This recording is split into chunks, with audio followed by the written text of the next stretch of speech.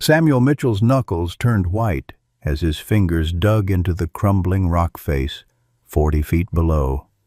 Jagged stones waited like hungry teeth. The autumn wind whipped around him, tasting of coming rain, pulling at his tired body with invisible hands. But it wasn't his own life flashing before his eyes. It was the sight of Ranger dangling from his other hand, the aging German shepherd's collar twisted in Sam's grip, those intelligent brown eyes looking up at him with complete trust. "Hold on, boy," Sam gasped, feeling his shoulder socket scream in protest. His muscles, no longer the strong sinews of his younger days, trembled under the strain of holding both himself and his only friend in the world. A lifetime of choices had led to this moment: Vietnam, Ranger service, lonely widowhood. But only one choice mattered now: save himself or save his dog. The logical part of his brain whispered he should let go. But as Ranger whimpered softly, Sam knew there was no choice at all. Leave a like and share your thoughts in the comments, along with the city you're watching from now. Let's continue with the story. 3 years earlier, Sam had stood awkwardly in his best flannel shirt at the Bristol County Police Department's K-9 retirement ceremony. The chief had spoken eloquently about 9 years of exemplary service, 4 human lives saved, and countless arrests made. But all Sam saw was the dignified German shepherd sitting at perfect attention, gray now salting his muzzle, those intelligent brown eyes surveying the room with quiet awareness. When the ceremony ended and the handler explained the dog needed a home, the connection was immediate. Sam hadn't planned on adopting a retired police dog that day, but when Ranger padded over and leaned against his leg, he felt something he hadn't experienced since Helen passed purpose. "You sure about this?" Sam, Mike Anderson, had asked, helping load supplies into Sam's weathered pickup. "Retired K-9s can be a handful, and you've been on your own since Helen." Sam had simply nodded, watching Ranger inspect his new surroundings with methodical precision. "We understand each other," he'd said simply. The cabin Sam called home sat on 3 acres bordering Grand Teton National Park, a modest structure of weathered logs and stone chimney that Helen had decorated with simple country touches that Sam couldn't bring himself to change. After 30 years as a park ranger before retiring, he couldn't imagine living anywhere else. The solitude suited him. The memories of Helen were embedded in every corner, and the volunteer work he still did for the park kept his days structured. Vietnam had left its marks on Sam, both the visible ones mapped across his left leg and the invisible ones that sometimes woke him shouting in the night.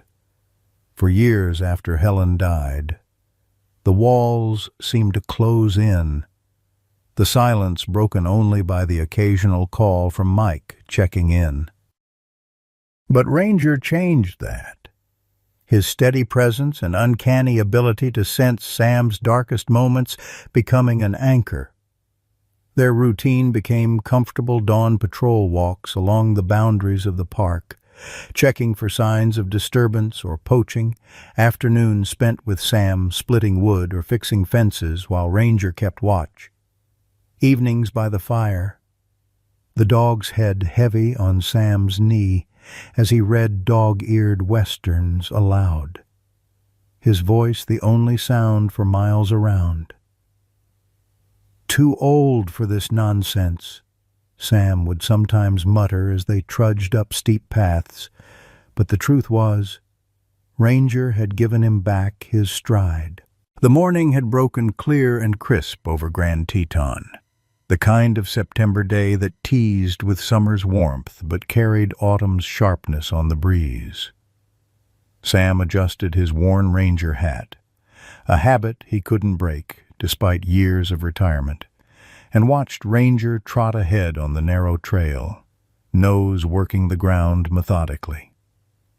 The dog's movements were slightly stiff from age and the hip dysplasia that plagued his breed, but his focus never wavered.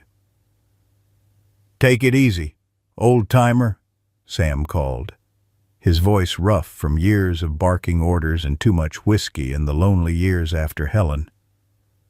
"We got all day." They were checking the eastern boundary of the park, a remote section where Sam had volunteered to help monitor for signs of illegal hunting or camping. Mike had warned of increased poaching activity, something about exotic animal traders looking for native predator trophies. It made Sam's stomach turn. He'd spent his life protecting these lands. The aspens were just beginning to turn, their leaves trembling coins of gold against the deep green of the pines.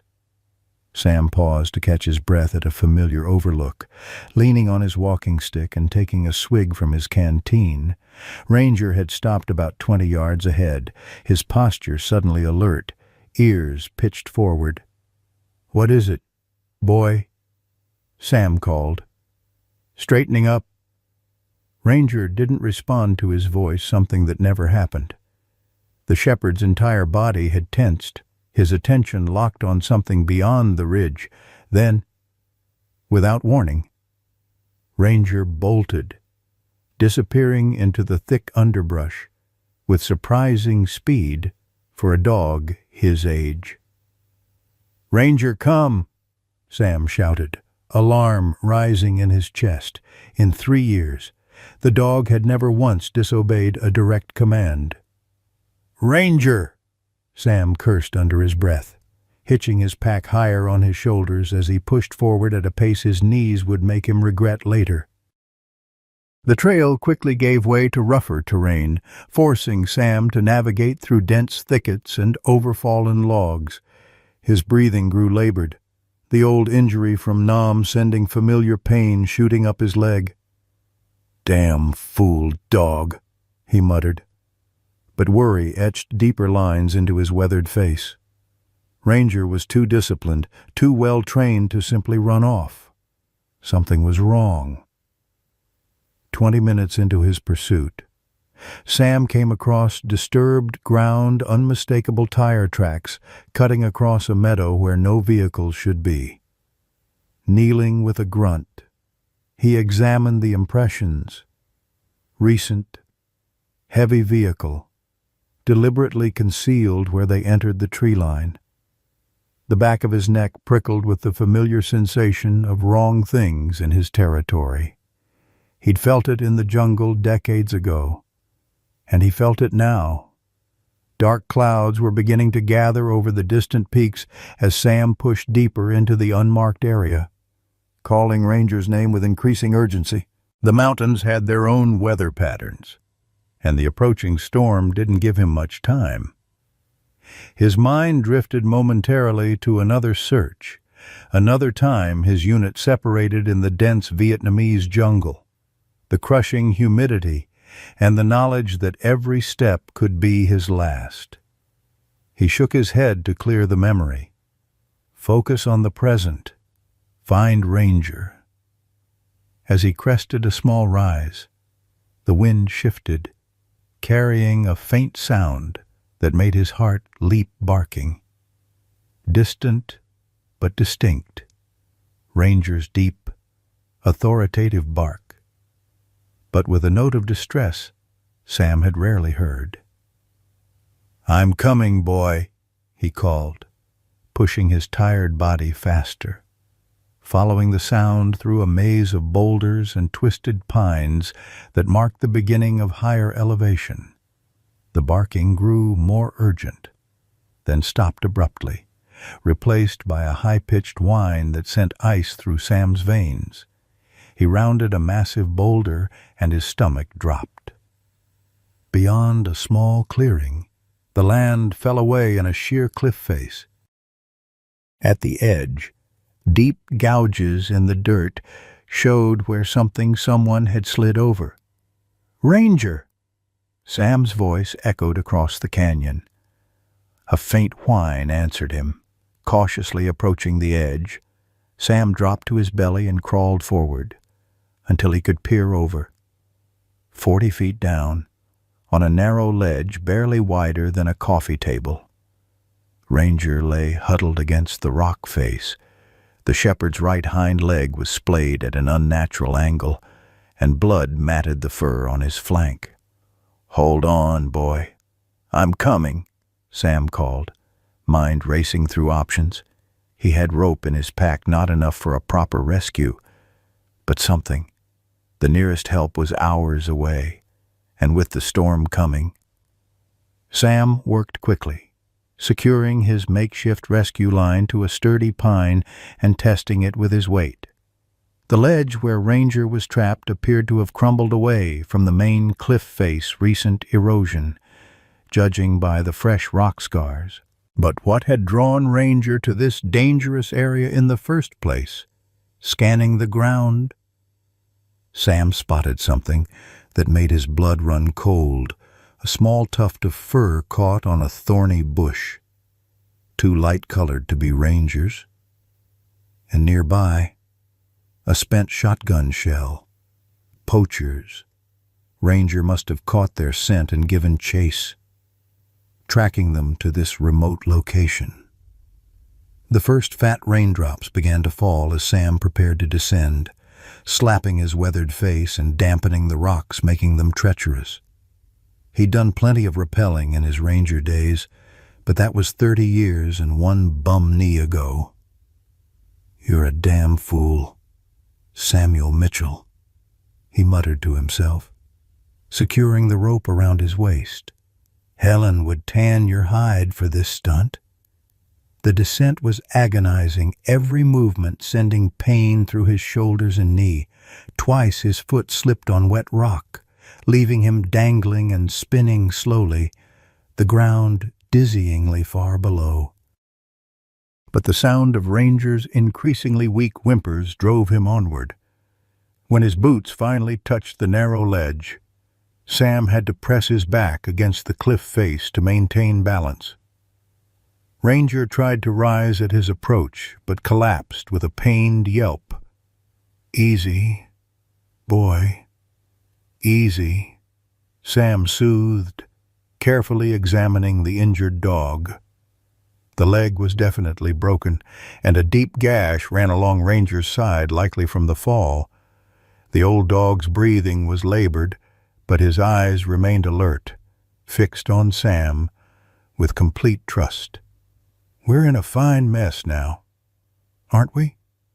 Sam said softly, gently stroking Ranger's head. "But I didn't leave men behind in Nam, and I sure as hell ain't leaving you on this ledge." Fashioning a crude harness from his belt and spare shirt, Sam managed to secure Ranger against his chest, the dog's considerable weight making him grunt with effort. The shepherd whimpered but remained still, seeming to understand the precariousness of their situation. "Up we go," Sam whispered, more to himself than to Ranger. "One step at a time." The ascent was a nightmare of pain and determination. Sam's muscles screamed as he pulled them up inch by excruciating inch. The rain fell harder now, soaking through his clothes and making the rope slick in his raw hands. But with each painful movement upward, Sam felt a grim satisfaction. They were going to make it, until they weren't. 15 feet from the top, a section of the cliff face crumbled beneath Sam's boot. His full weight jerked suddenly onto his injured shoulder, and he felt something tear deep inside. Pain exploded through his body as they swung wildly, Sam desperately clutching both the rope and Ranger's harness. And then they were dangling, spinning slowly in the rain, Sam with one hand clutching the fraying rope, the other wrapped in Ranger's collar, the dog's weight threatening to pull them both into the abyss below. Sam looked down into Ranger's eyes and saw no fear, only trust. And he knew, as the rain lashed at them both, that there was no force on earth that would make him let go. "Come on, you stubborn old man," Sam growled to himself, his fingers digging into the rough hemp of the rope. The fibers bit into his palms, slick with rain and blood from his torn skin. Below him, Ranger's weight pulled at his other arm like an anchor. The dog's labored breathing audible even over the increasing wind. Sam's mind flashed unexpectedly to Helen in their kitchen, flour dusting her hands as she kneaded dough. "You've always been too bull-headed for your own good, Sam Mitchell," she'd said, smiling despite her words. "But that dog needs that same stubbornness from you now." The memory gave him a surge of determination, gritting his teeth against the fire in his shoulder. Sam managed to swing his body, using the momentum to reach a small outcropping with his foot. It wasn't much, but it gave him enough stability to adjust his grip and take some strain off his injured shoulder. "Hang on, Ranger," he panted. "We ain't done yet." With agonizing slowness, Sam began to inch them upward again. Every movement was a negotiation between pain and progress. Each foot gained a victory against gravity and exhaustion. The rain pelted them relentlessly, turning the cliff face into a slippery death trap. But Sam refused to acknowledge the possibility of failure. 3 tours in Vietnam," he muttered through clenched teeth. 30 years, ranging these mountains. I'm not dying on this goddamn cliff. And neither are you. Boy. Ranger remained unnaturally still in his makeshift harness, as if the old canine understood that any movement could send them both plummeting to the rocks below. Only his eyes moved, fixed on Sam's face with an expression that seemed almost human in its complexity.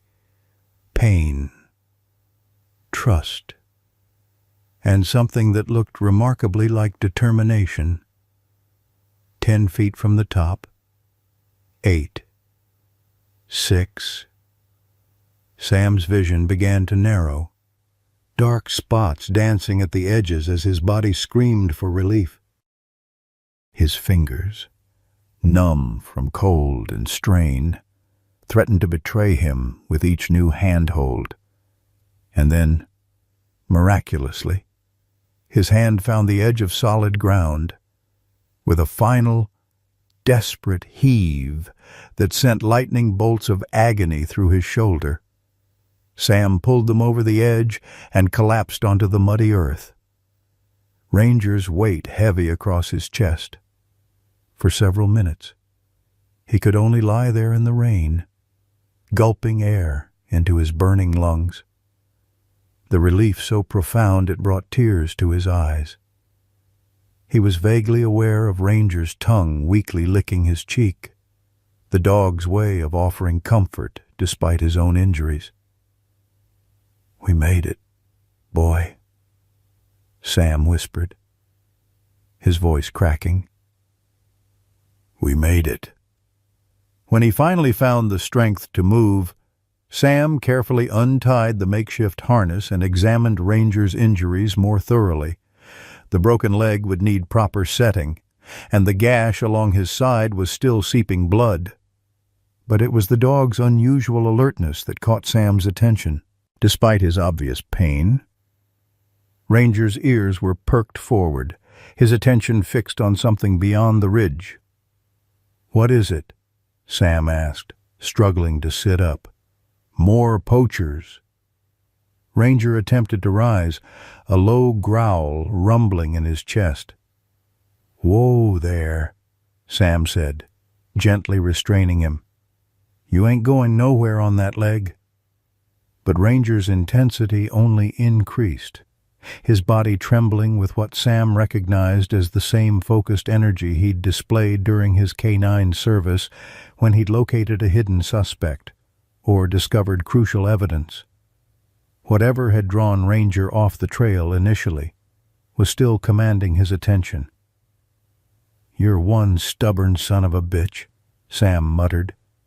using his walking stick to push himself painfully to his feet. His shoulder hung awkwardly, likely dislocated, and every inch of him protested movement. Almost as stubborn as me, using his belt and the remains of his torn shirt, Sam fashioned a crude splint for Ranger's broken leg and a bandage for the gash. The dog endured his ministrations stoically, but his attention never wavered from whatever invisible thing had captured his focus. "All right," Sam finally conceded. "You win. Show me what's got you so fired up." To Sam's astonishment, the moment he released his gentle hold on the dog's collar, Ranger began to move not back toward the trail in safety as any sensible creature would, but deeper into the wilderness, dragging his splinted leg with grim determination. "Have you lost your mind?" Sam called after him, but found himself following despite his better judgment. The rain had eased slightly, but the darkening sky promised worse to come. Every logical thought screamed to head back to the cabin, to get Ranger proper medical attention, to tend to his own injuries. But 40 years of trusting his instincts in these mountains and 3 years of learning to trust Ranger's overrode logic, the German shepherd moved with painful slowness but unwavering purpose, stopping occasionally to ensure Sam was following, then pressing onward through increasingly difficult terrain. They descended into a narrow ravine that Sam knew wasn't on any park maps, a hidden fold in the landscape that required careful navigation of loose shale and twisted underbrush. Sam's shoulder throbbed with each step, and his knee threatened to buckle on the uneven ground, but he pushed forward, drawn by Ranger's single-minded determination. "This better be worth it," he grumbled, but there was no heat in his words. After nearly an hour of grueling progress, Ranger suddenly stopped, his posture rigid despite his injuries. They had reached a small clearing nestled between steep rock walls, completely hidden from aerial view and accessible only through the narrow ravine they'd just traversed. At first, Sam saw nothing unusual, just a sheltered hollow with the remains of a primitive campfire. Then his ranger's eye began to pick out details, tire tracks partially obscured by brush, a stack of metal cages disguised under camouflage netting, empty shell casings half buried in dirt. "Well, I'll be damned," Sam breathed, moving carefully into the clearing. It was a poacher's camp, but unlike any he'd encountered in his years patrolling these mountains. The operation was sophisticated evidence of multiple vehicles, semi-permanent structures camouflaged against aerial detection, and most disturbing of all, specialized equipment for trapping and transporting live animals. Sam knelt beside one of the larger cages, examining the heavy-gauge steel construction and complex locking mechanism. "This ain't your average deer poacher," he muttered to Ranger, who had limped to his side. "This is organized." A weatherproof logbook caught his eye, partially hidden under a tarp.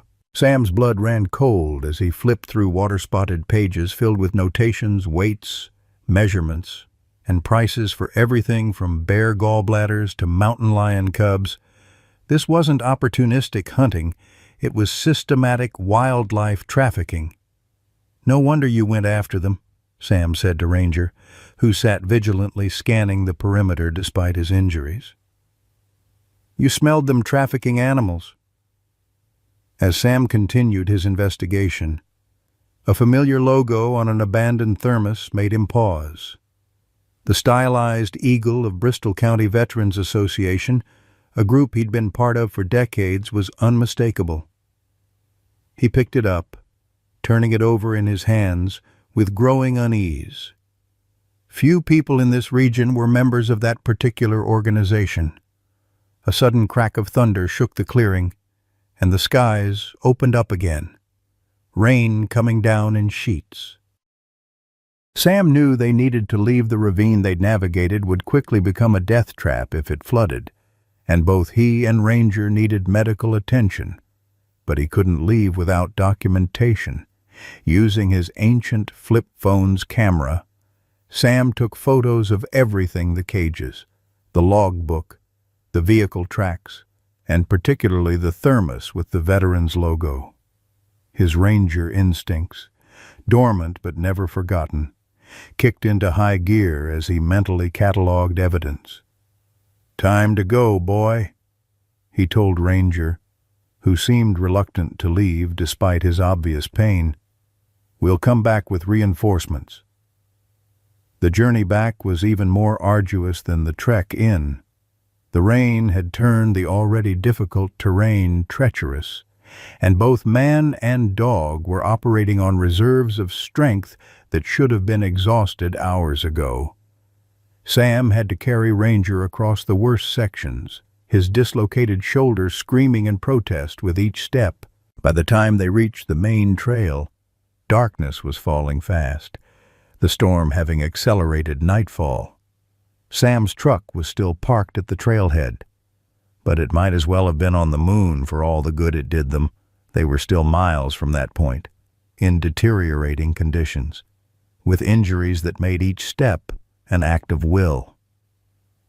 "One foot in front of the other," Sam muttered, an old mantra from his military days. "Just keep moving." Ranger, despite his injuries, stayed pressed against Sam's leg, occasionally whining softly when Sam's steps faltered on the slippery trail. The old dog's presence was both a burden and a source of strength, the reason for this ordeal, and the motivation to endure it. When they finally stumbled into the clearing where Sam had parked his ancient Chevy pickup, the relief was so intense it nearly brought him to his knees. With the last of his strength, he gently lifted Ranger into the passenger seat, the dog's wet fur soaking into the cracked vinyl. "You and your damn hero complex," Sam said, his gruff voice belying the affection in his eyes. "Couldn't just walk the trail like a normal dog, could you?" Ranger's response was to rest his head on Sam's thigh as he started the truck, those intelligent eyes never leaving Sam's face. The drive back to the cabin was a blur of pain and concentration, the storm transforming familiar roads into treacherous obstacle courses.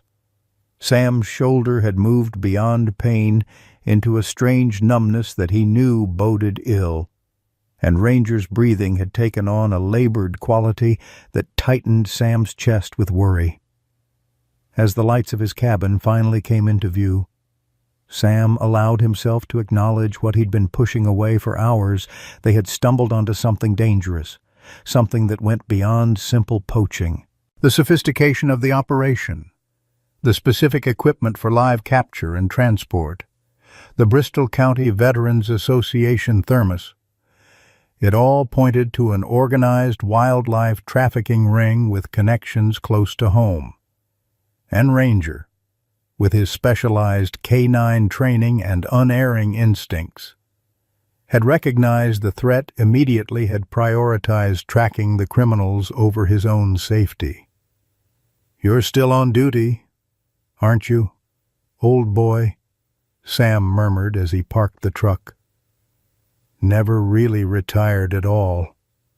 As they sat there in the driveway, rain hammering on the truck's roof, Sam made a decision.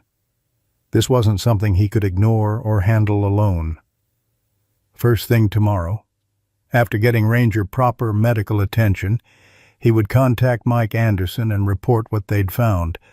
But something told him this was just the beginning of a much larger, more dangerous situation than either of them had bargained for. The night proved to be one of the longest in Sam's memory.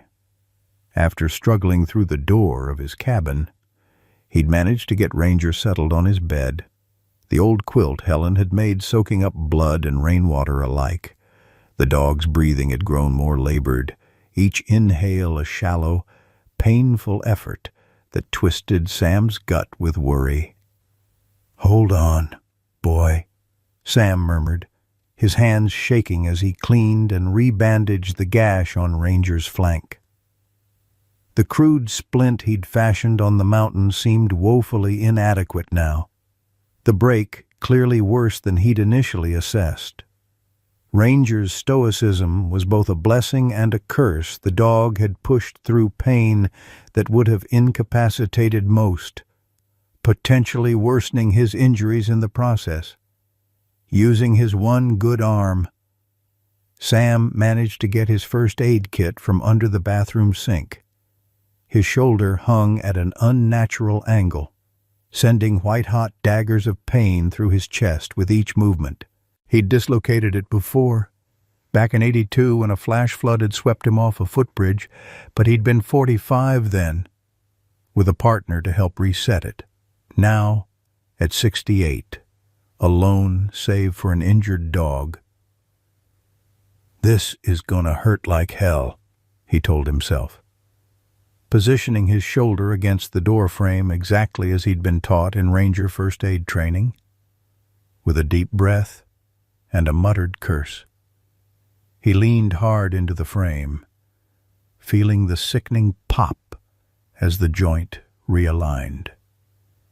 The pain nearly took his legs out from under him, but he managed to stay upright, gasping and sweating in the dim light of his cabin. When he could breathe normally again, Sam turned his attention back to Ranger. The dog watched him with those intelligent eyes, pain evident, but something else there too, an alertness that seemed out of place given his condition. "You did good today," Sam told him, gently stroking the fur between his ears. "Real good, but you gotta rest now."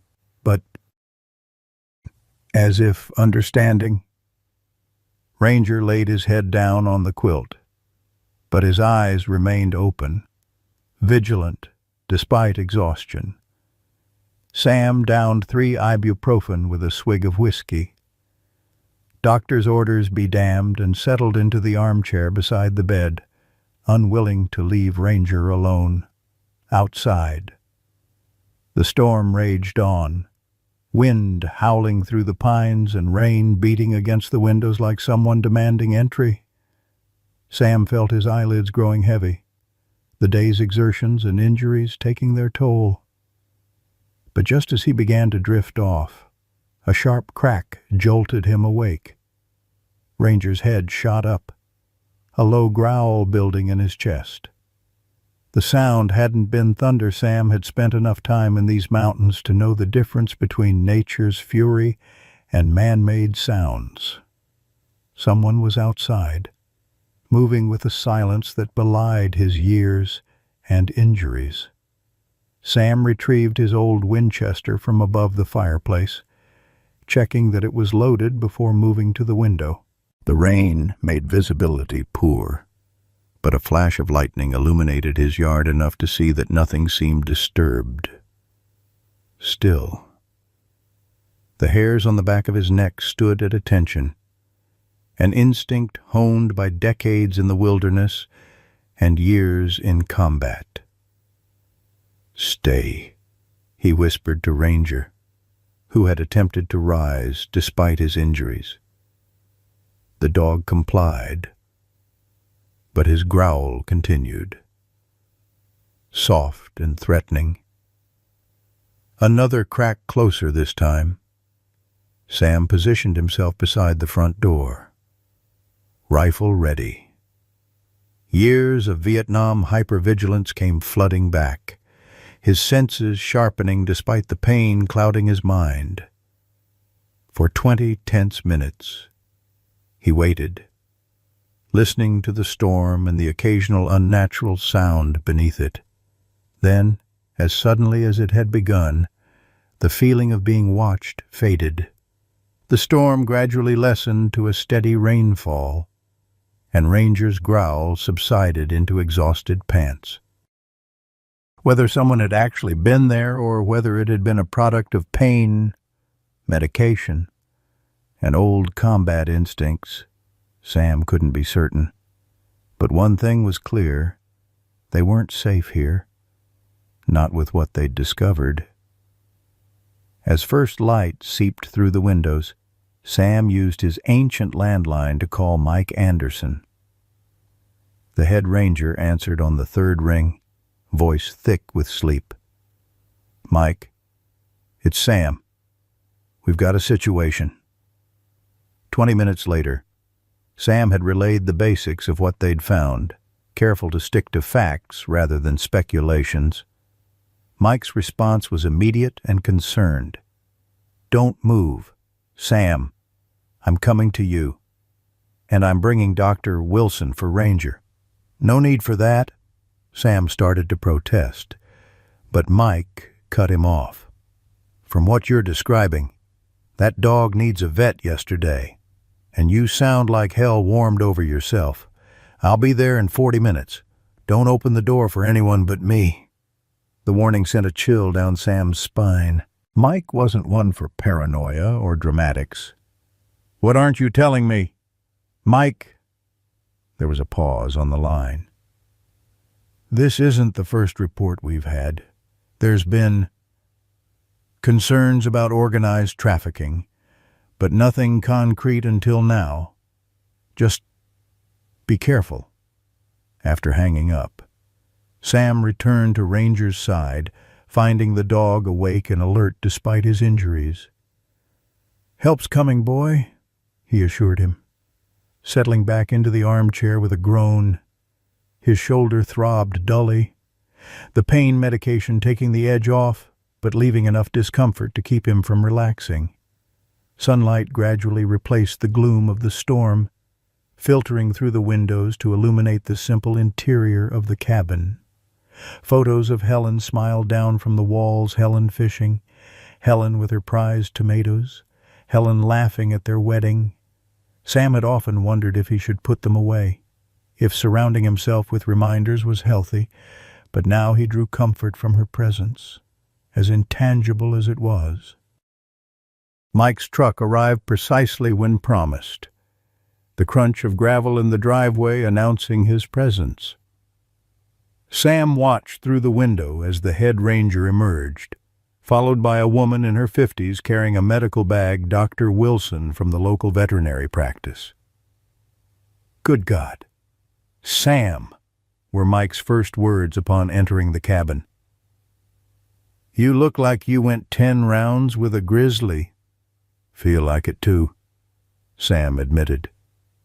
Stepping aside to let Dr. Day Wilson immediately approach Ranger, the German shepherd attempted to rise at the stranger's entrance but lacked the strength to do more than lift his head. "Easy, big fella," Dr. Nan Wilson soothed, kneeling beside the bed. Her experienced hands moved gently over Ranger's body, assessing damage with professional efficiency. "Let's see what we're dealing with here." While the vet examined Ranger, Mike pulled Sam into the kitchen, his expression grave. "I need to see exactly what you found. Sam, every detail."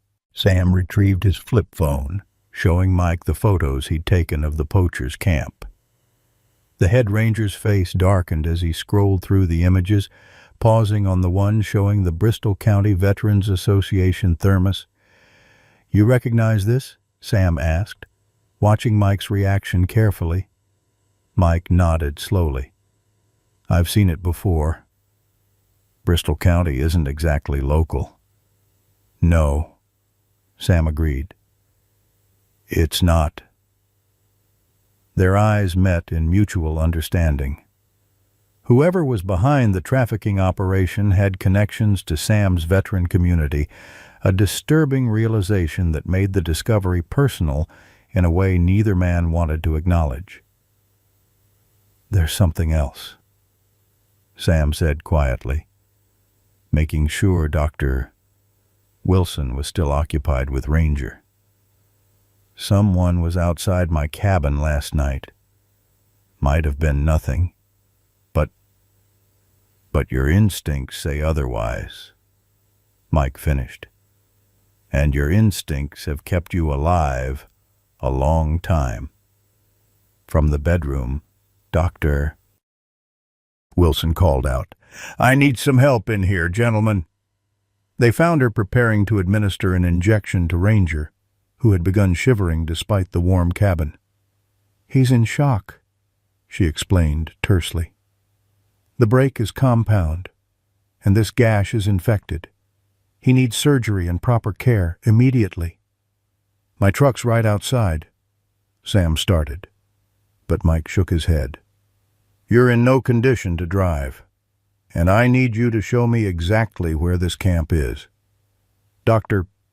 Wilson can take Ranger to her clinic." For a moment, Sam felt torn between his duty to report what they'd found and his unwillingness to leave Ranger. The dog seemed to sense his conflict, those intelligent eyes finding Sam's face even through the haze of pain. "He's stable enough to transport," Dr. Wilson assured him. "And the sooner I get him to my clinic, the better his chances."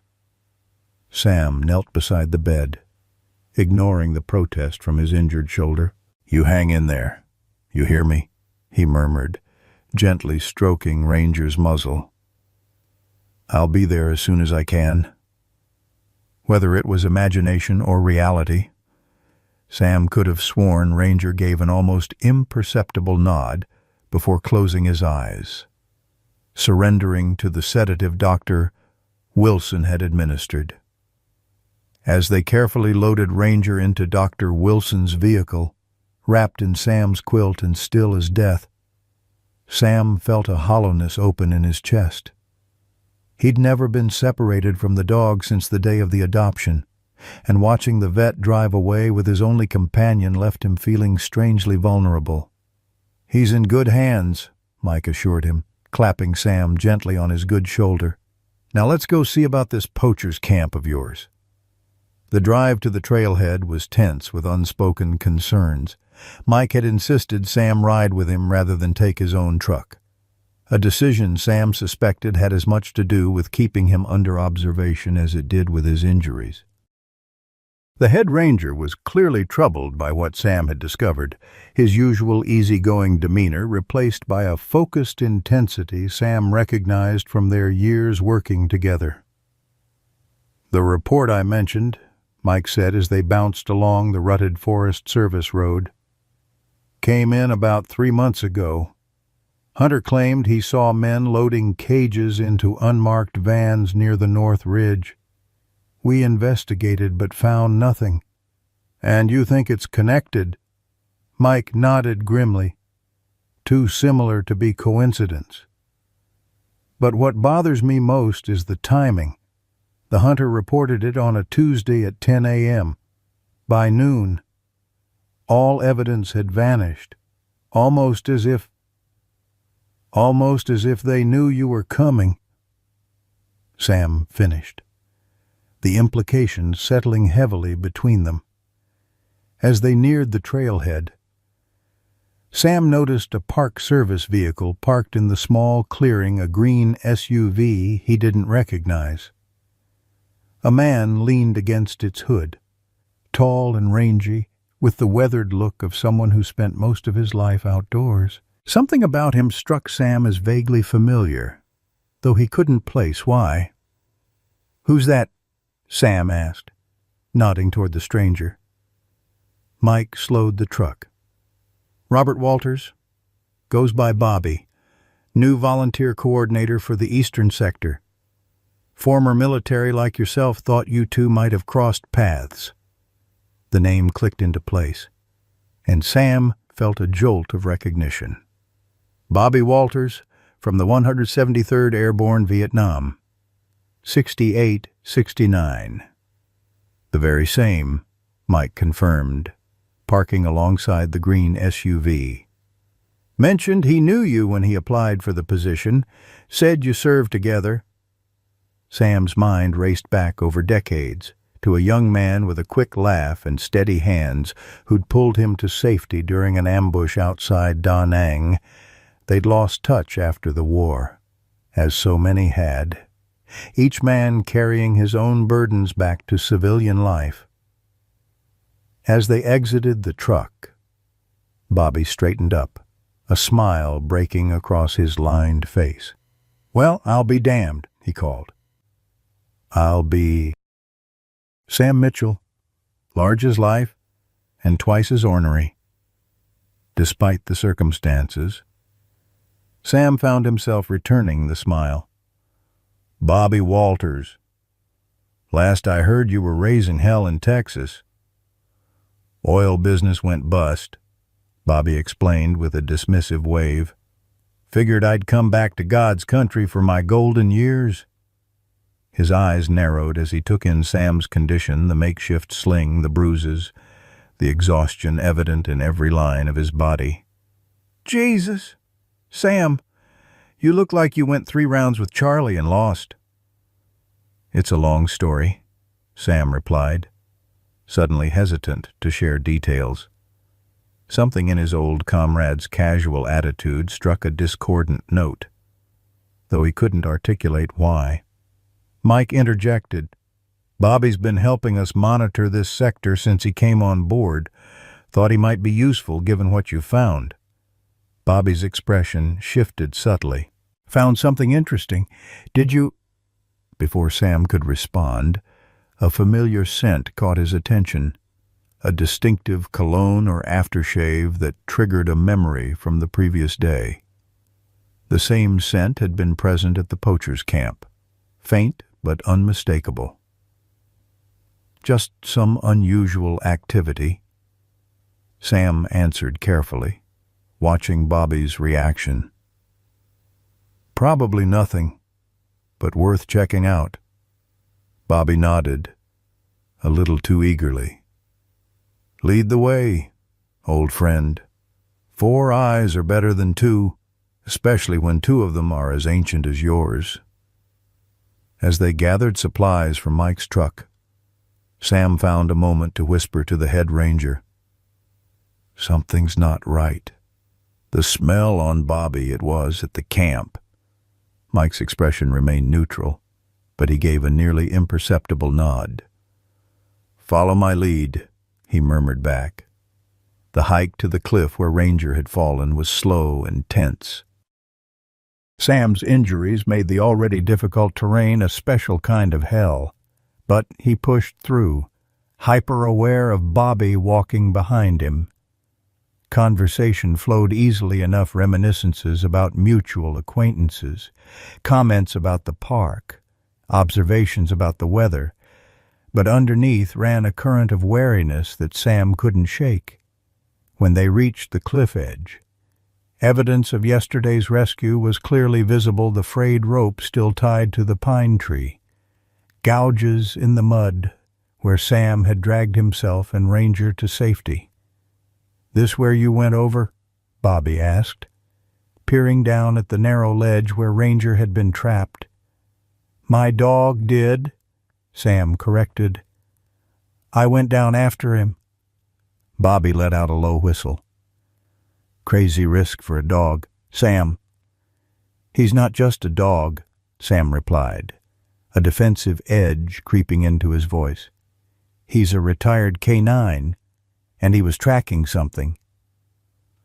"Or someone," Mike added pointedly. Bobby's expression remained neutral, but Sam caught a flicker of something in his eyes. Calculation.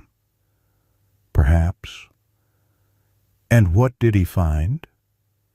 he asked, his tone casual, but his gaze suddenly sharp. Sam exchanged a glance with Mike, who gave a subtle nod. "That's what we're about to show you," Sam said. "It's about a mile from here, through that ravine." As they made their way carefully down the slope toward the hidden ravine, Sam noticed Bobby checking his watch repeatedly, a nervous habit that set off warning bells. When they were halfway to the poachers' camp, Bobby suddenly stopped. "You know," he said, his voice carrying an odd note. I've been thinking about our time in Nam. Sam, remember that night outside Da Nang when I pulled you out of that rice paddy?" Sam nodded slowly, unsure where this was going. "I remember. You saved my life." Bobby's smile didn't reach his eyes. "And you know what they say about saving a life, don't you? You become responsible for it." The hair on the back of Sam's neck stood up. "What are you saying, Bobby?" "I'm saying," Bobby continued, his hand drifting toward his jacket pocket, "that I'd hate to see anything happen to you because you stuck your nose where it doesn't belong." Mike had moved slightly to the side, his posture shifting subtly into what Sam recognized as a defensive stance. "Is there something you want to tell us, Mr. Walters?" the head ranger asked, his voice professionally neutral but his body language anything but. For a long moment, the three men stood in a tense triangle on the forested slope. The only sound the distant call of birds and the soft rustle of wind through the pines. Sam realized with sudden clarity that his old war buddy was involved in the trafficking operation, perhaps even running it, and that their chance discovery had put them in far more danger than he'd initially realized. "How long have you been doing this, Bobby?" Sam asked quietly. Bobby's expression hardened, the facade of friendly reminiscence falling away completely. "Long enough to know when to cut my losses," he replied. "Walk away." "Sam, for old time's sake, what you found, it's bigger than you know, bigger than all of us." "Can't do that," Sam said simply.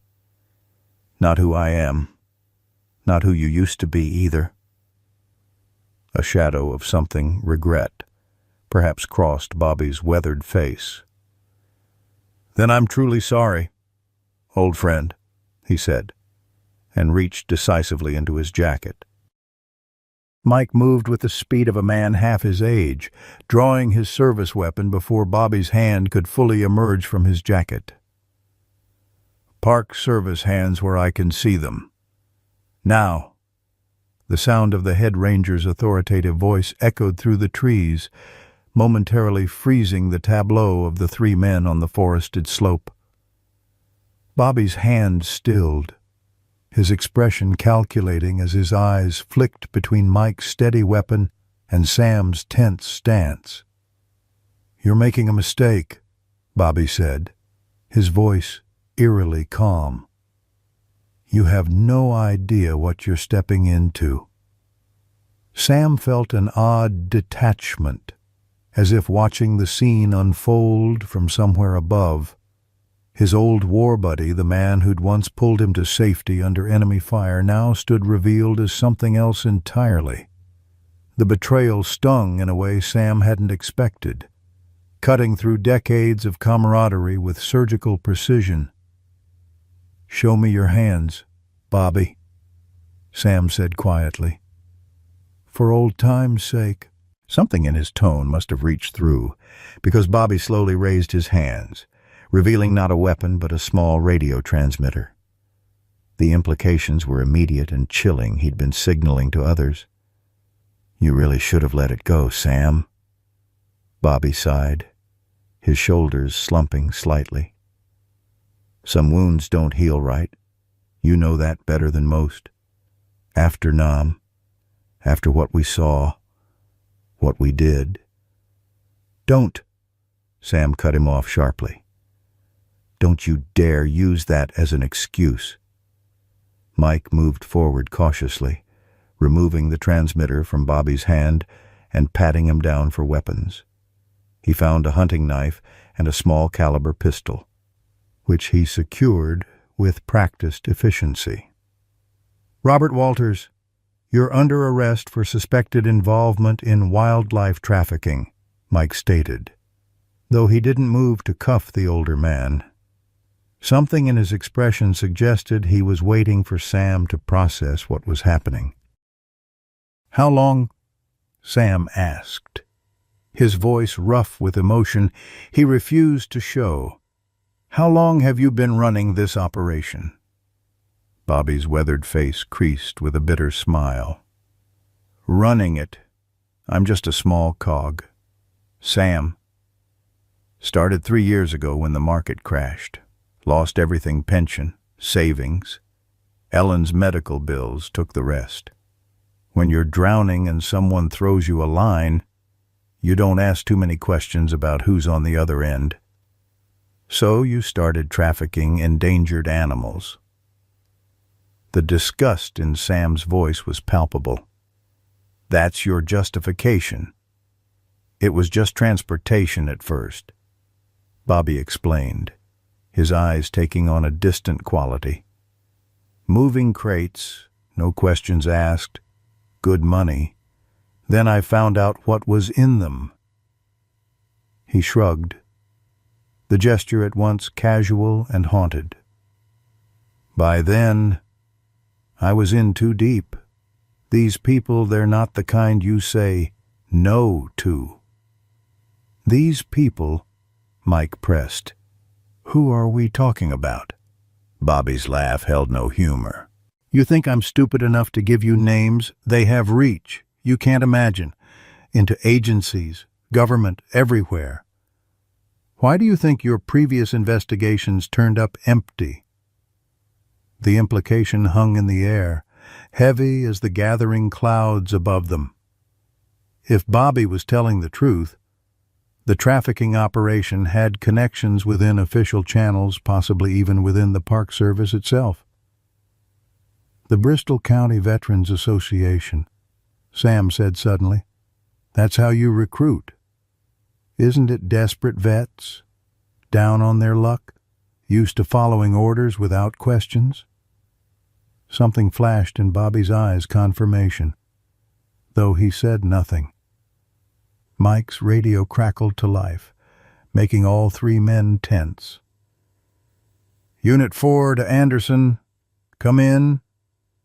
Keeping his weapon trained on Bobby, Mike used his free hand to respond. Anderson here. Go ahead.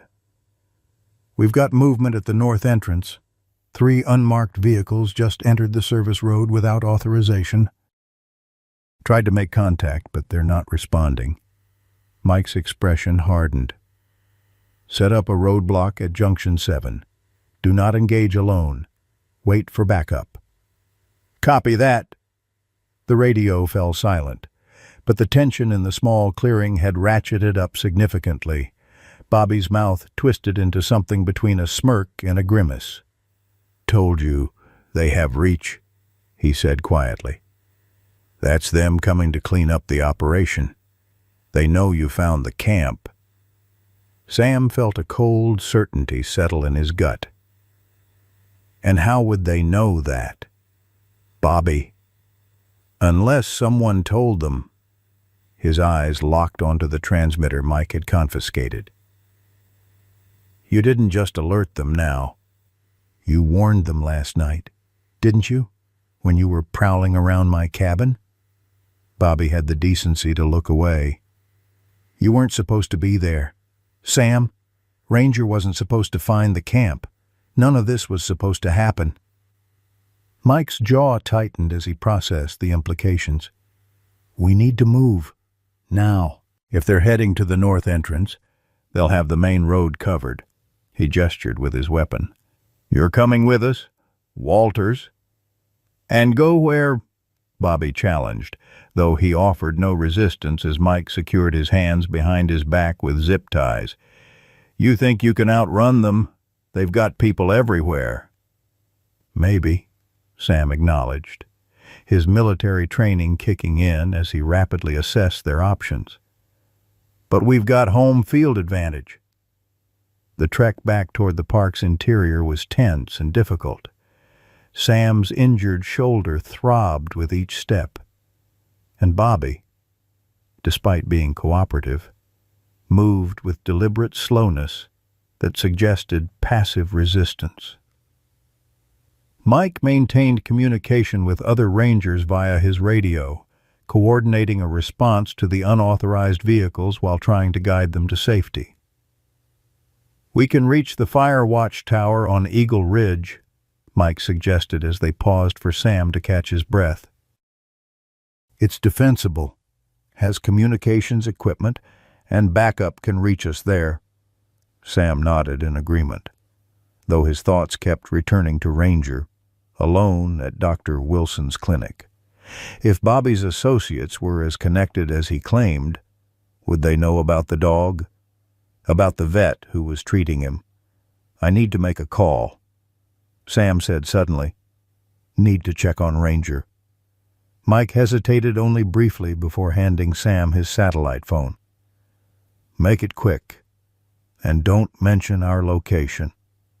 As Sam dialed Dr. Wilson's clinic, Bobby watched with an expression Sam couldn't quite decipher, something between resignation and regret.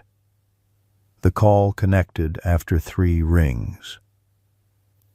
"Teton Valley Veterinary, this is Kelly. This is Sam Mitchell.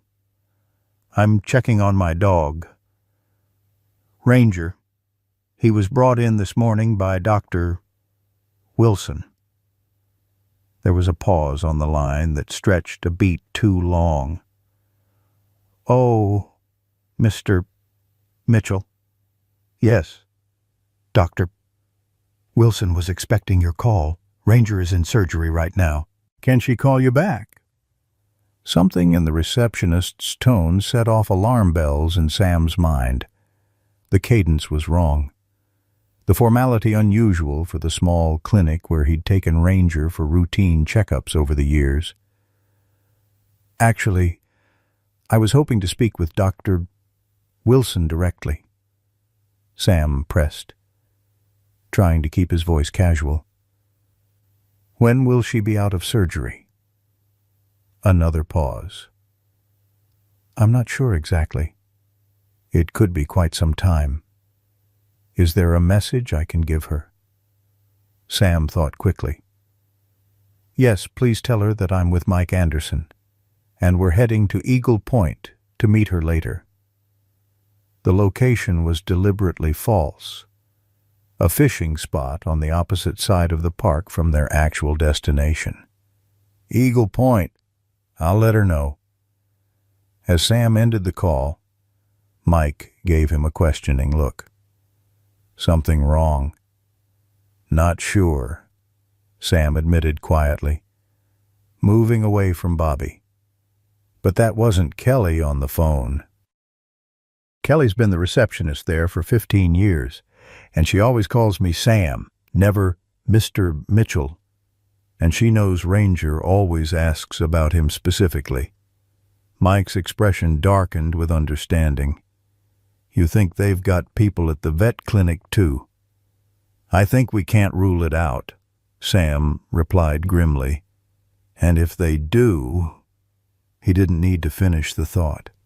If Bobby's associates had infiltrated the clinic, Ranger could be in immediate danger, assuming he wasn't already. "Change of plans," Sam said, loud enough for Bobby to hear.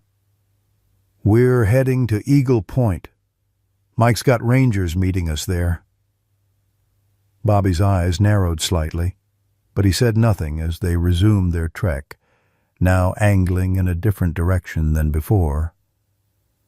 Sam caught Mike's eye and gave a slight nod toward a barely visible game trail that would actually lead them toward the watchtower on Eagle Ridge. The head ranger understood immediately, following Sam's lead while maintaining the pretense of their false destination. They hiked in tense silence for nearly 40 minutes, the terrain growing increasingly rugged as they ascended toward higher elevations. Sam's thoughts raced, calculating distances and contingencies. The vet clinic was 15 miles from their current position, too far to reach quickly on foot, especially in his condition.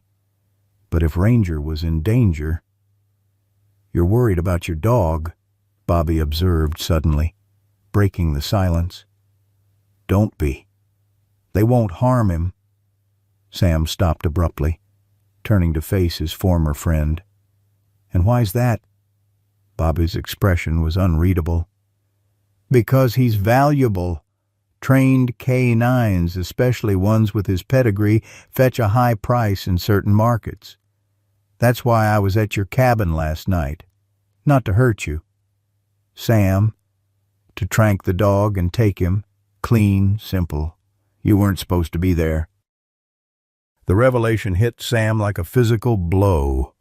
Not only had Bobby betrayed him, but he'd specifically targeted Ranger, had been planning to steal the one thing that had given Sam's life meaning after Helen's death. "You son of a bitch," Sam breathed, stepping forward with his good arm raised. Mike quickly intervened, placing himself between the two older men. "Easy, Sam. He's baiting you." "No," Bobby countered, his voice strangely earnest. "I'm trying to explain. The people I work for, they're businessmen first. They don't kill what they can sell. Your dog is safe for now, because he's worth more alive than dead." "For now," Sam repeated, the words bitter in his mouth. Bobby nodded slowly. "For now. But that changes if they think he can identify them, or if they've already got what they came for." "And what exactly did they come for?" "Bobby," Mike demanded. "The evidence? The logbook? Specifically, names, dates, contacts, everything's in there. Sam saw it, took pictures of it. That makes him a liability. Makes you both liabilities." The implication was clear. The trafficking operation was moving to eliminate all traces of their activities, including witnesses. Sam and Mike exchanged glances, both understanding the escalating danger of their situation. "How many people are we talking about?" Mike asked, his voice professionally calm despite the circumstances. Bobby hesitated, clearly weighing his options. Finally, he sighed. "At least 6 operatives in the field right now. Maybe more. Professional guys. Not your average poachers. Ex-military. Some of them. They'll have the roads covered. Probably air support soon." "And what about inside help?" Sam pressed. "Who's your contact in the Park Service?" A tight smile crossed Bobby's face. Now that would be telling, wouldn't it? Before either Sam or Mike could respond, the distant sound of helicopter rotors cut through the mountain air. All 3 men instinctively looked up, though the dense canopy of pines obscured their view of the sky. "Right on schedule," Bobby remarked, his casual tone belied by the tension in his shoulders. "Like I said, they have resources." Mike cursed under his breath, reaching for his radio to alert the other Rangers. But before he could transmit, the sharp crack of gunfire echoed through the forest, sending birds scattering from nearby trees. "Down!" Sam shouted, his combat instincts overriding the pain as he tackled Mike to the ground. Bobby, hands still secured behind his back, awkwardly dropped to his knees as bullets splintered bark from trees just feet away. "Sniper," Sam hissed, the familiar cold focus of combat settling over him like an old coat. "Northeast position. Elevated." Mike nodded grimly, drawing his service weapon again. "How the hell did they find us so quickly?" Sam's eyes went to Bobby, who lay pressed against a fallen log, his expression a mixture of fear and resignation. "Because he led them right to us," Sam realized aloud. The transmitter wasn't his only communication method. Was it? Bobby? Bobby met his gaze evenly. "GPS tracker in my boot heel. Standard procedure for all field operators in case we get lost. Or captured," Mike added tersely. "Damn it." Another volley of shots rang out, closer this time, forcing them to huddle lower behind the minimal cover of the forest floor.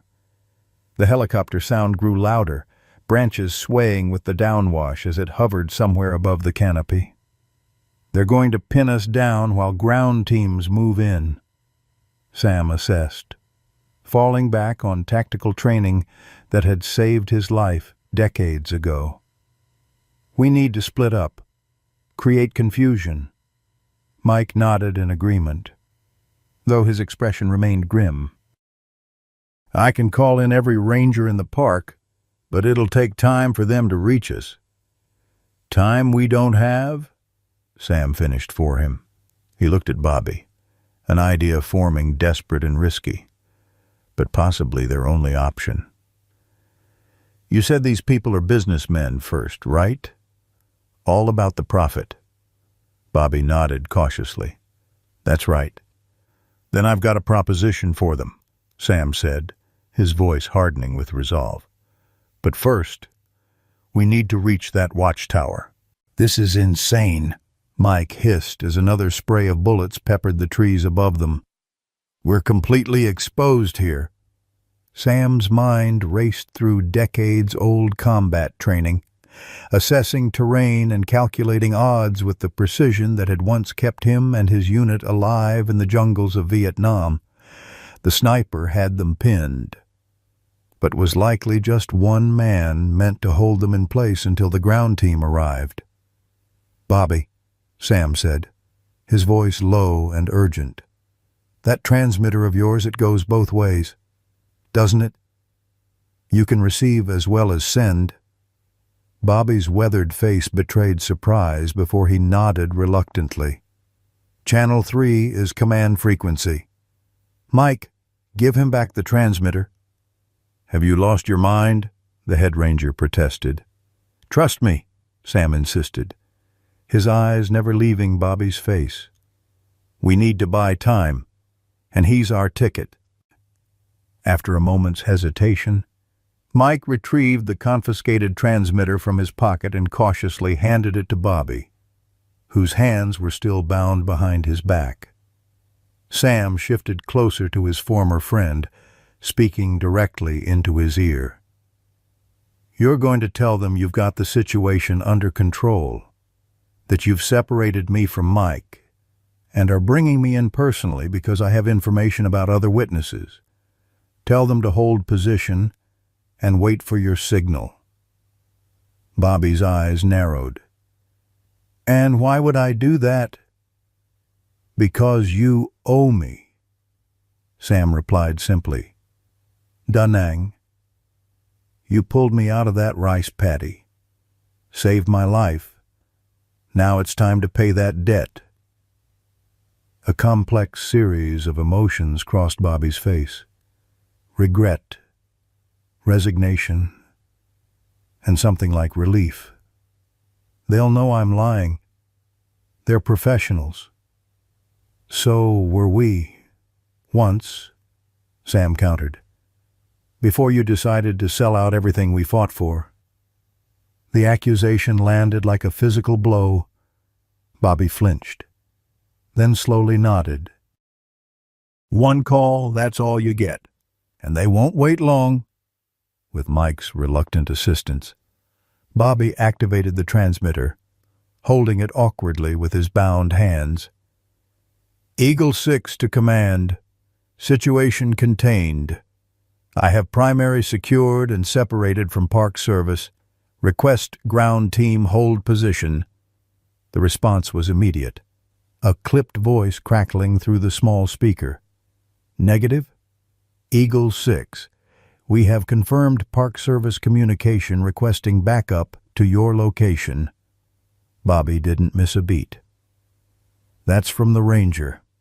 He's continuing alone to the original coordinates I fed him. Primary has agreed to cooperate in exchange for consideration.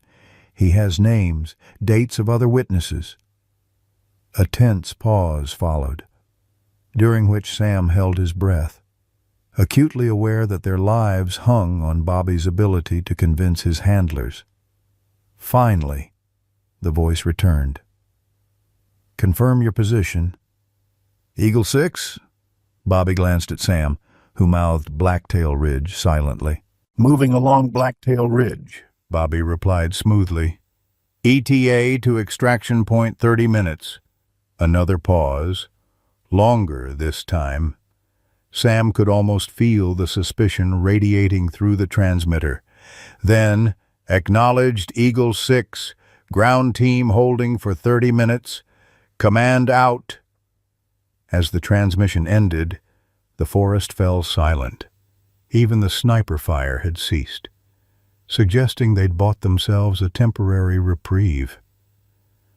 "Blacktail Ridge is in the opposite direction," Mike observed quietly.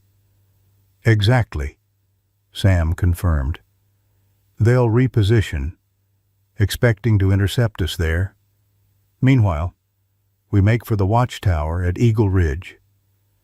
Bobby studied Sam with a mixture of respect and resignation. "You know they'll figure it out quickly. 20 minutes at most before they realize I've sent them on a wild goose chase." "20 minutes is all we need," Sam replied, struggling to his feet with a grimace of pain. His shoulder felt like it was on fire, and exhaustion pulled at him like gravity. But the alternative capture by Bobby's associates was unthinkable.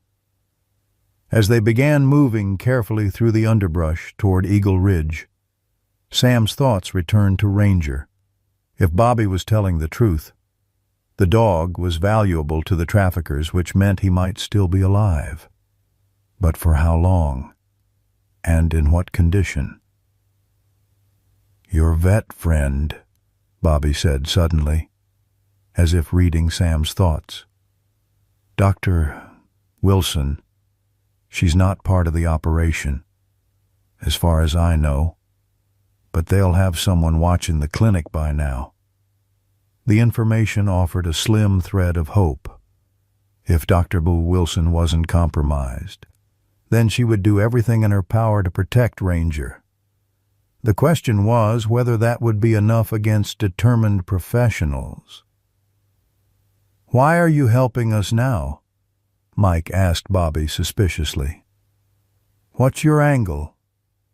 Bobby's laugh was hollow. "No angle, just tired, I guess. Just been living with this for 3 years. Looking over my shoulder, following orders, becoming someone I don't recognize anymore." He glanced at Sam. "Seeing you again reminded me of who I used to be before all this." Sam wasn't ready to forgive the betrayal cut too deep, the consequences too severe, but he recognized the truth in Bobby's words. War had broken something in all of them.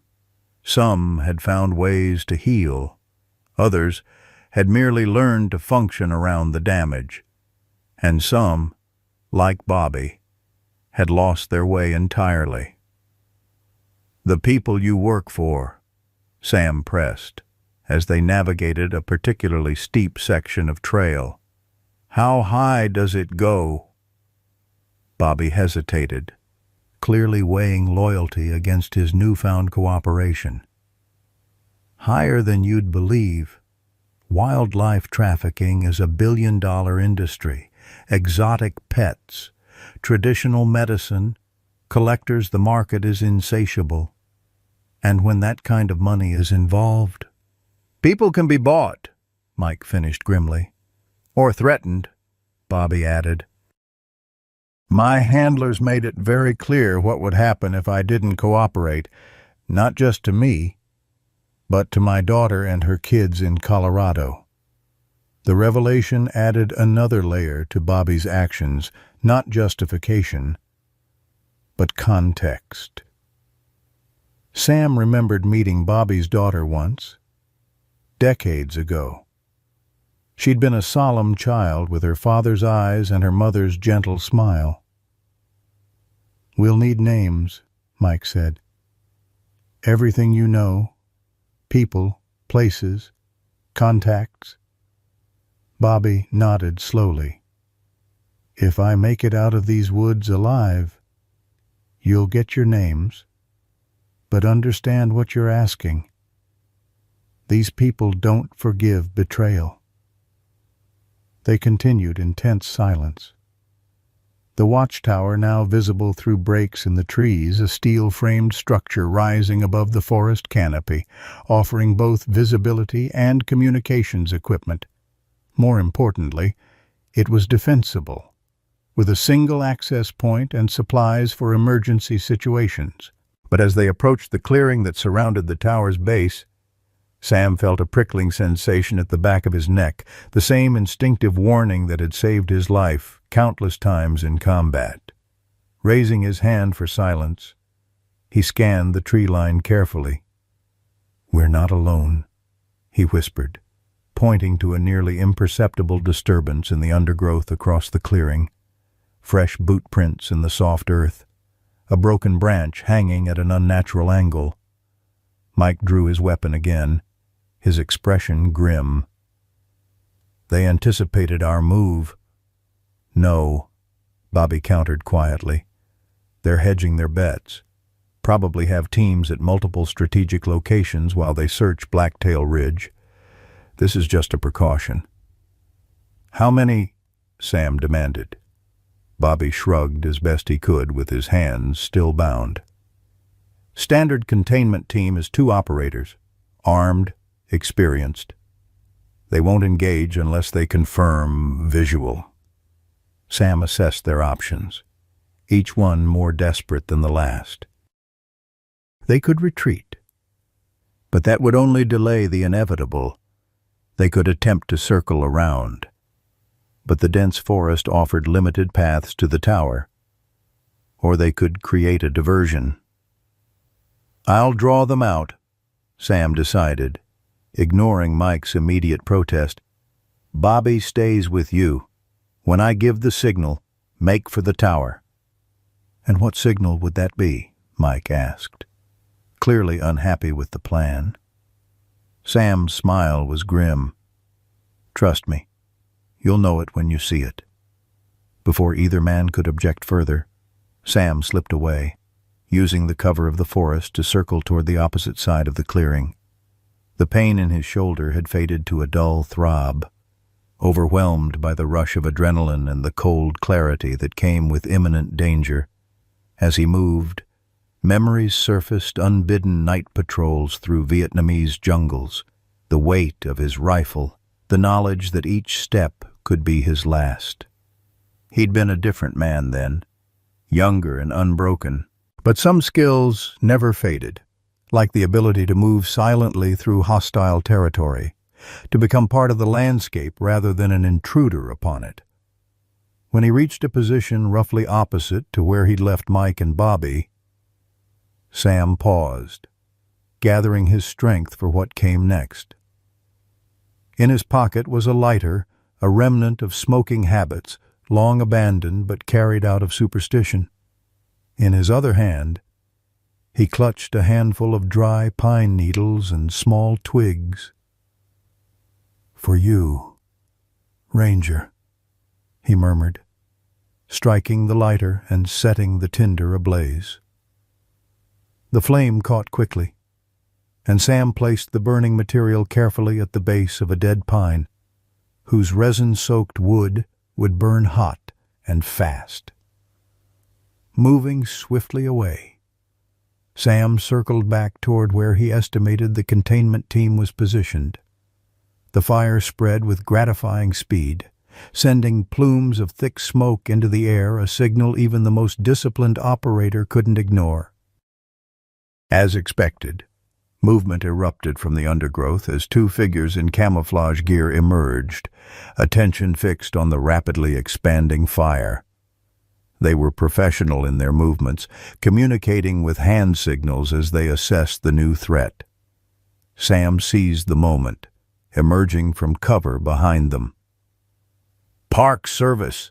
he shouted with all the authority his years as a ranger had earned him. "Drop your weapons." The operators spun around, instinct warring with training as they found themselves confronted by a lone, elderly man.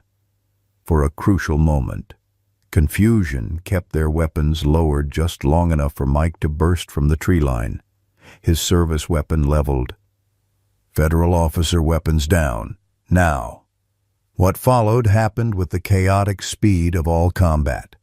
One operator complied, slowly lowering his rifle. The other made a different calculation, swinging his weapon toward Mike. Sam launched himself forward with a speed that belied his age and injuries, colliding with the armed man just as he fired. The impact sent them both sprawling, the operator's shot going wide. Sam felt something tear in his already damaged shoulder as they grappled on the forest floor. Years of combat training returning in a flood of muscle memory. A second shot cracked through the clearing Mike, firing with the precision of his training. The operator fighting Sam went suddenly limp, a red stain blossoming on his tactical vest. In the sudden stillness that followed, Sam became aware of a warm wetness spreading across his own chest. Looking down, he saw red soaking through his shirt, not from the operator's wound, but his own.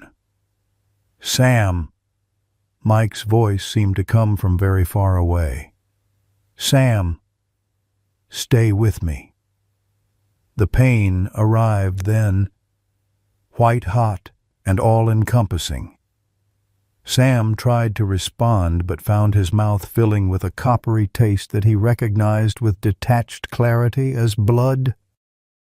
His last conscious thought, as darkness closed in from the edges of his vision, was of Ranger alone at the vet clinic, waiting for a master who might never return. Sam drifted through layers of consciousness, fragments of memories swirling like autumn leaves caught in a mountain breeze. Helen's laugh as they danced in their kitchen, the weight of his Ranger badge being pinned to his uniform for the first time, the smell of jungle rot and gunpowder in Vietnam. And always, always, Ranger's intelligent eyes looking up at him with complete trust. "He's stabilizing," a voice said from somewhere beyond the darkness. "Blood pressure's coming back up. Sam, can you hear me?" Another voice, familiar. Mike. With monumental effort, Sam forced his eyes open, wincing at the harsh fluorescent light above him. White ceiling tiles, the antiseptic smell of hospital disinfectant, the steady beep of monitoring equipment he'd survived. "Welcome back to the land of the living," Mike said, his relieved smile belying the exhaustion evident in his face. He sat in a chair beside Sam's bed, still wearing his Ranger uniform, now wrinkled and stained with what Sam recognized as his own blood. "Ranger?" Sam managed, his voice a dry rasp that barely carried the single word. Mike's expression shifted, something guarded, replacing his relief. "Let's focus on you first. You took a bullet that nicked your lung. Lost a lot of blood before we got you to emergency services. Doctors say you're lucky to be alive." Sam tried to sit up, ignoring the explosion of pain across his chest. "Ranger," he insisted, more forcefully. A gentle hand pressed him back against the pillows. "Easy there. Cowboy." The voice belonged to Dr. Jessica Moore, the veterinarian who had taken over Dr. Wilson's practice 2 years earlier.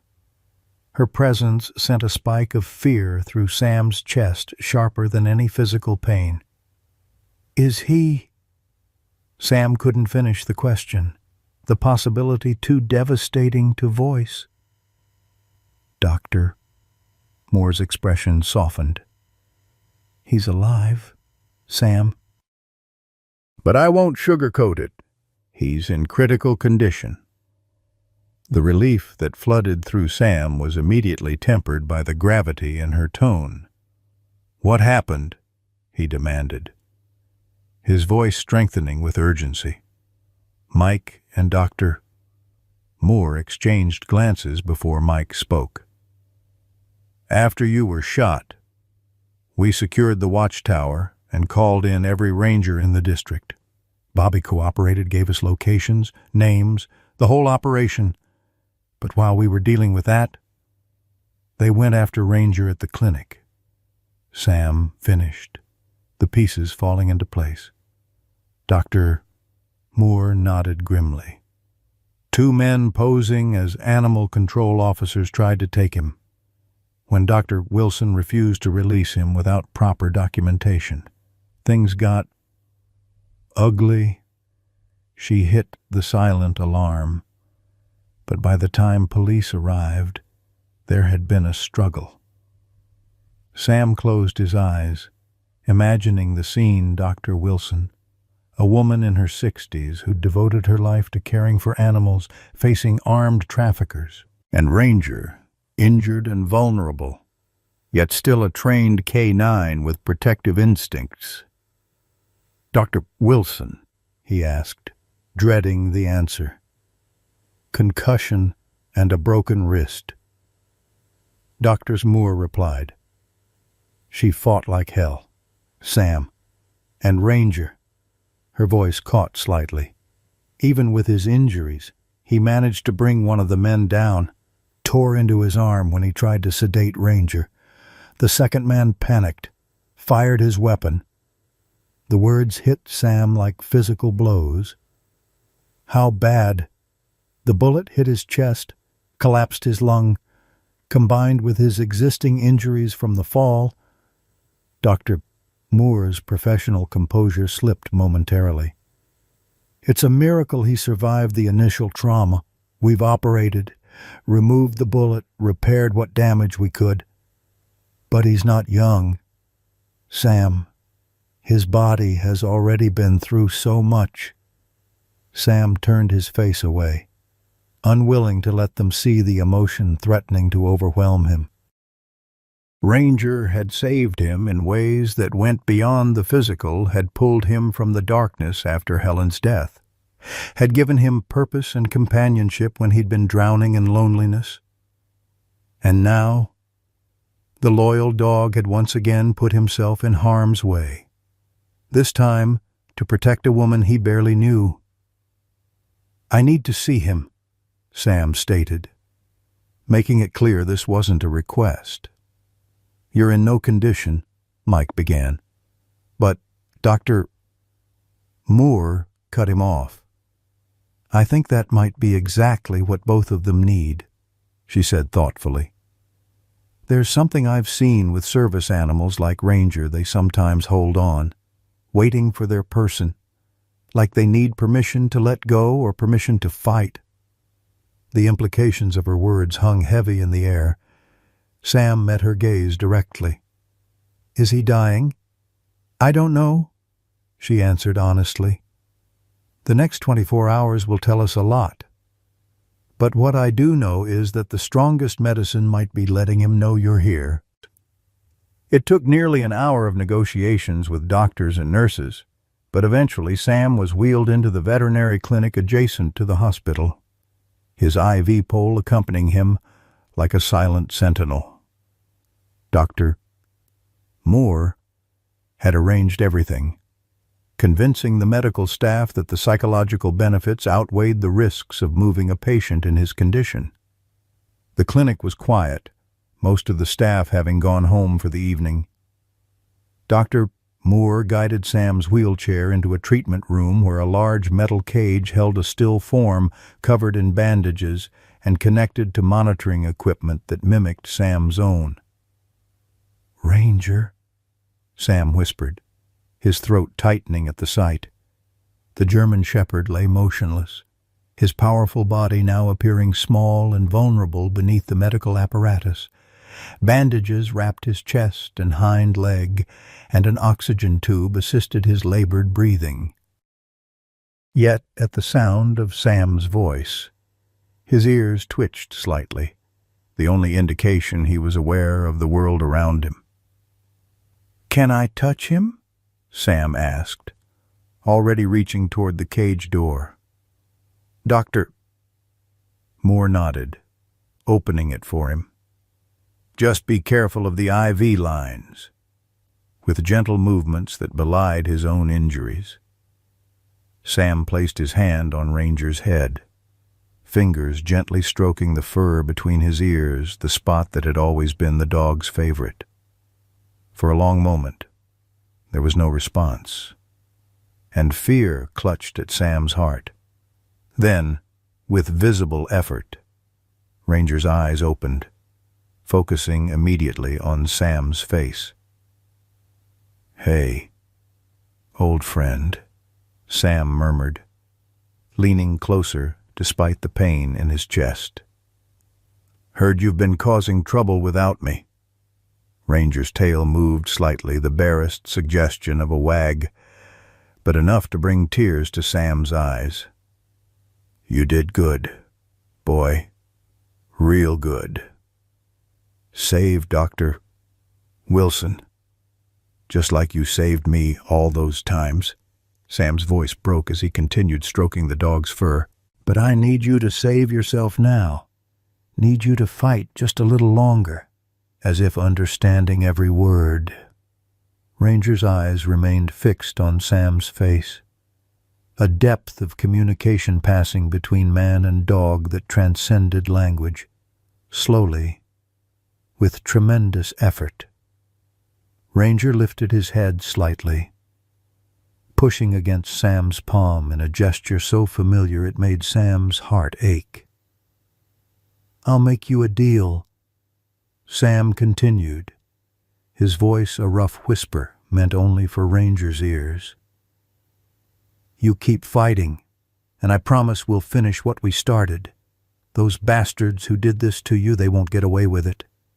Bobby's talking, giving up names. It goes deep, Ranger, real deep. But we're going to see it through. You and me, together." Ranger's response was to lick Sam's hand once, weakly but deliberately, before resting his head back on the padding. His eyes, however, remained open, watching Sam with the same unwavering trust they'd shown on the cliff edge. Moore, who had been observing from a respectful distance, approached quietly. "His vitals are actually improving," she noted with surprise, checking the monitoring equipment. "Heart rate steadier, oxygen levels rising slightly." Sam nodded, unsurprised. "He's the toughest partner I ever had. Too stubborn to quit." "Like someone else I know," Mike commented from the doorway, where he'd been watching the reunion. "Any news on the investigation?" Sam asked, not taking his eyes off Ranger. Mike stepped fully into the room, his expression a mixture of satisfaction and grim determination. "Bobby's cooperation opened the floodgates. We've identified 7 members of the trafficking network within various agencies, including 2 from our own Park Service. The operation spans 5 states and has international connections. And the men who shot Ranger, 1 in custody, 1 at large. The one Ranger attacked isn't going anywhere, severed tendons in his forearm, multiple puncture wounds. He's already looking to make a deal." Sam absorbed this information with a nod, still gently stroking Ranger's head. "What about the ringleaders? Bobby said it went high up." Mike's expression darkened. "That's where things get complicated. Some of the names Bobby's given us, well, let's just say they have significant influence. The kind that can make investigations disappear. Evidence get lost." "Not this time," Sam said with quiet certainty. "Not after what they did to Ranger, to Dr. Wilson, to all those animals." The conviction in his voice caused both Mike and Dr. Moore to exchange glances. Something had changed in Sam, a determination that went beyond personal vendetta into the realm of justice. The same steely resolve that had made him an exemplary ranger for 3 decades had found new purpose. As if sensing his master's commitment, Ranger's tail moved again, more purposefully this time.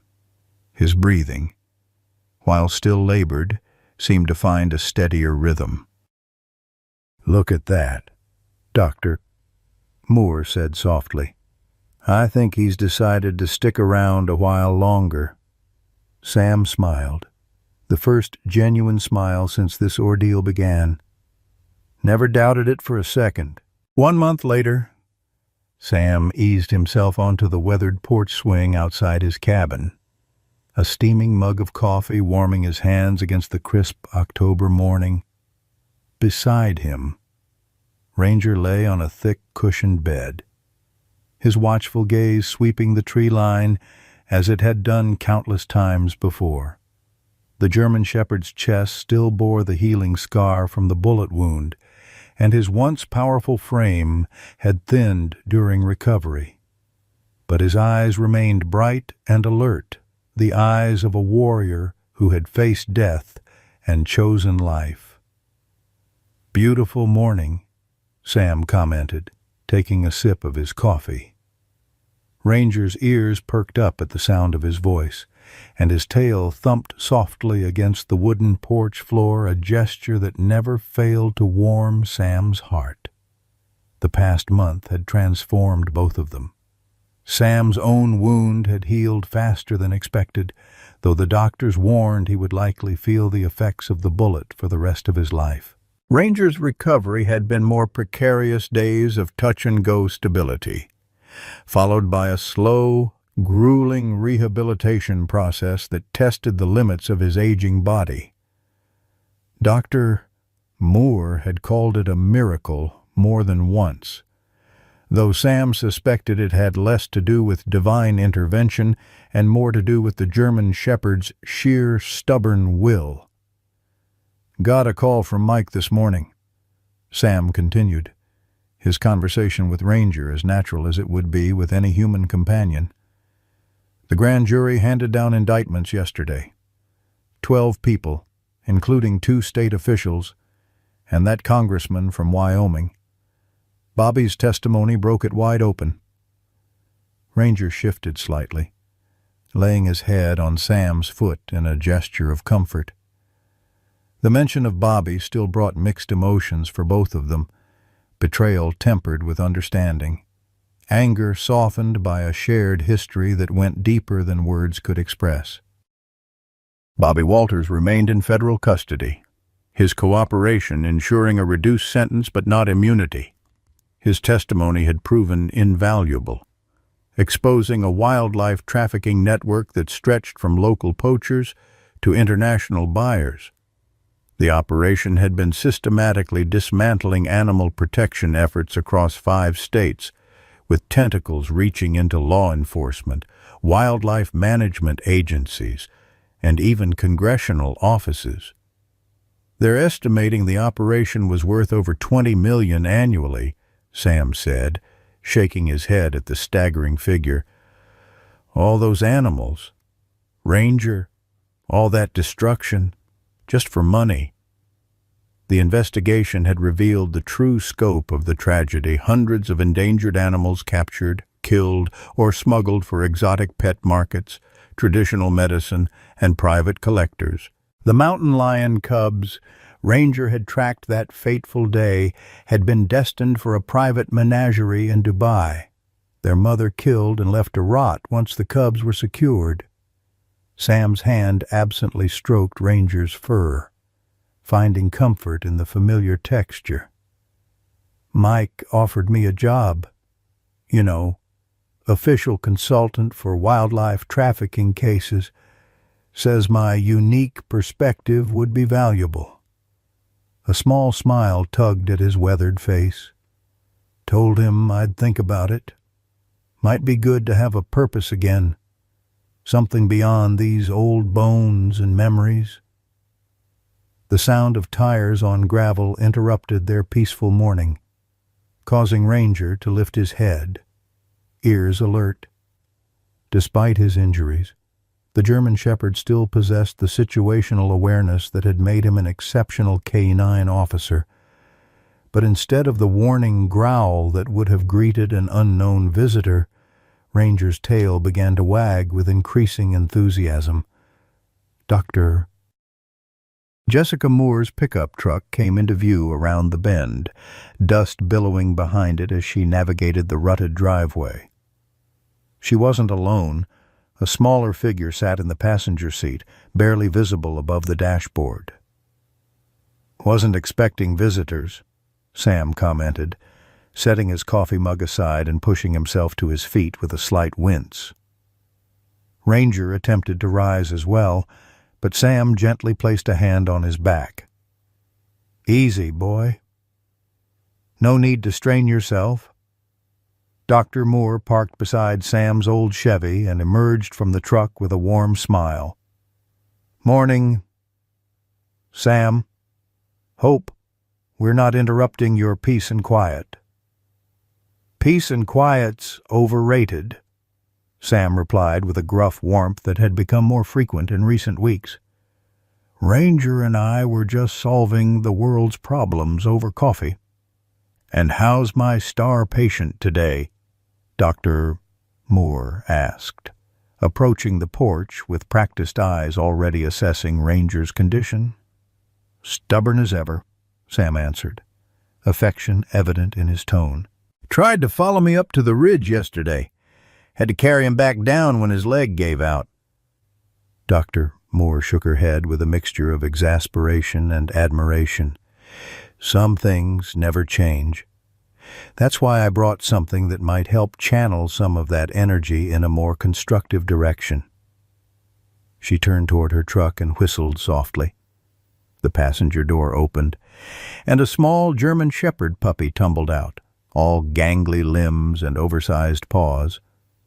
The pup couldn't have been more than 3 months old, with ears too big for its head and a coat that promised to develop into the rich black and tan of its breed. "This is Scout," Dr. Moore explained as the puppy bounded toward the porch, stopping at the bottom step to stare up at Ranger with unabashed curiosity. "His owner was one of the traffickers we caught in the sting operation. He was breeding German Shepherds, selling them as security dogs to some unsavory characters. Scout here was the runt of the litter, too small to be worth much to them, so they neglected him." Sam's heart constricted at the thought, even as the puppy's antics brought a reluctant smile to his face. Scout was currently engaged in a serious investigation of a pine cone, pouncing on it with comical determination before being distracted by a passing butterfly. "The rescue organization asked if I knew anyone who might be willing to rehabilitate him, maybe train him properly," Dr. Moore continued, watching Sam's reaction carefully. "Someone with experience handling working dogs. I thought of you immediately." On the porch, Ranger had risen to his feet despite Sam's earlier caution, his attention fixed on the puppy with an intensity that spoke volumes. There was no aggression in his posture, only a keen interest that Sam recognized from their early days together. "I don't know, Doc." Sam hesitated, though his eyes never left the puppy. "I'm not exactly in prime shape for raising a hellion like that, and Ranger needs rest, not a tornado with paws disturbing him." Dr. Moore smiled knowingly. "Funny thing about recovery. Sam, sometimes the best medicine isn't rest, it's purpose. Ranger was a working dog his whole life. Maybe what he needs now is a job only he can do. A legacy to pass on." As if understanding her words, Ranger made his careful way down the porch steps, moving with the deliberate dignity of an aged warrior.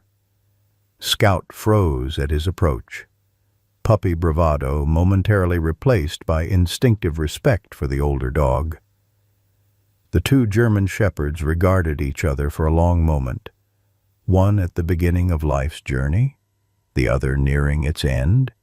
Then, with gentle authority, Ranger nudged the puppy with his nose, correcting its stance with the precision of a born teacher. Scout responded immediately, adjusting his posture to mirror the older dog's. Sam watched the interaction with a tightness in his throat that had nothing to do with his healing wound. In that simple exchange, he saw the natural order of things, the passing of knowledge, the continuity of spirit that defied the limitations of time and circumstance. "Well," he said finally, his voice rough with emotion he didn't try to hide, "guess we could give it a trial run, see how it goes." Dr. Moore's smile widened. "I thought you might say that. I brought supplies, food, collar, basic training equipment, and I'm happy to take him back if it doesn't work out." But as Sam watched Ranger gently guide the puppy up the porch steps, moving with more energy and purpose than he'd shown in weeks, he knew Scout wouldn't be going anywhere. The cabin that had once felt too empty with just him, then just right with him and Ranger, now seemed to expand to accommodate this new presence, this unexpected gift of renewal. "Welcome to the family, Scout," Sam murmured as the puppy bounded toward him, tail wagging furiously. "You've got big paws to fill, but I reckon you've got the best teacher a dog could ask for." Ranger settled back on his cushioned bed, watching with what Sam could have sworn was satisfaction, as Scout explored his new surroundings with unbridled enthusiasm.